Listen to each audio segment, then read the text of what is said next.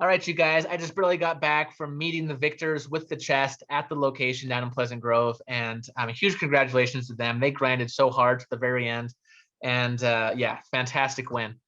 Just before too much time goes by, I wanted to do a quick tutorial. I'm getting blown up in the DMs how this final solve worked. So let me just do a quick tutorial. So if at any point you were kind of like Googling how to hide information in images and stenography and all that stuff, you probably came across the Cicada 3301 at some point.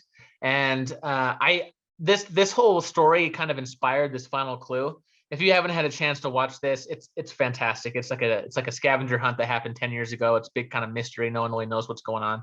But I took a lot of ideas from this for this final clue. But if you made it to the final clue, then you got this image. And I've seen so many amazing solves, so creative. Overlaying stuff like even the highway, the shape of this road, matching it up to Google, like it just crazy. And if any of you did the hunt last year, you know that usually for this last clue, there's more that meets the eye. So the solve for this was you just needed to open the image in any text editor, which most computers have just Notepad. And if you came across stenography, there's a lot of tutorials out there how to hide information within the files of the image.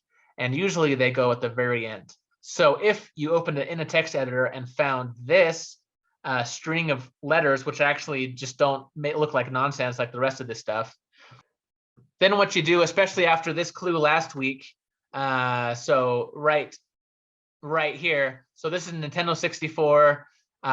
There's a code called Base64. So you just type in Base64 Decode, and you copy and paste that into here. And just to make it a little tougher, it still comes out with gibberish. So you actually have to copy again for a second time and put it in, decode, and it comes out with a link. And then if you put this link into your browser, this is how you get to the treasure room. And this was actually the first time that I ever played around with AI art, which is some of the most impressive technology that I've seen in a long time. Like some of the stuff that it was coming up with was so brilliant and so amazing. I was blown away by it. But so now you get here, and what do you do? And after this last week's email, you know that you have to find numbers and then put a .com at the end of it. But where are the numbers in this image? So I saw a lot of people zooming in like crazy and like trying to find numbers and letters like kind of on all this. But if you try to keep it simple and you just hover over it, the easiest numbers are the actual dimensions of the image. So it's 1792 by 1024. And just kind of like the billboards having to use 2 to solve it, what you had to do was you had to go back to the original final clue image, which is 1242 by 750, and you add the heights and you add the widths, and then you times that number together, which gets you 5,382,316. And you put a .com at the end of it. Put a .com at the end of it, press enter, and you get to this website, which I just thought it would be so funny not to have any text at all. But the title of this website is Loose Lips Sink Ships. So hopefully you knew you were in the right place. I'm trying to think how many teams actually got to this point, because it's impressive even to get this far. And I would say like maybe 50 teams got this far. So if you were one of them, huge congratulations. Seriously, you guys are geniuses. And for this final clue, it's tough. So what do? There's just a bunch of seemingly random images with some of these black dashes in between.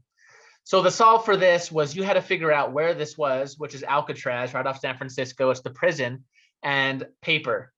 And so J.K. Rowling actually kind of modeled Alcatraz in Harry Potter, like the wizard prison after, or what's it called, Azkaban, after Alcatraz.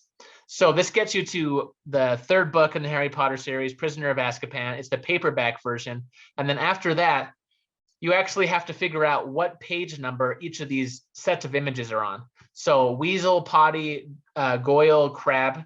This is actually page 80 in Prisoner of Azkaban, which is, the beginning of 801.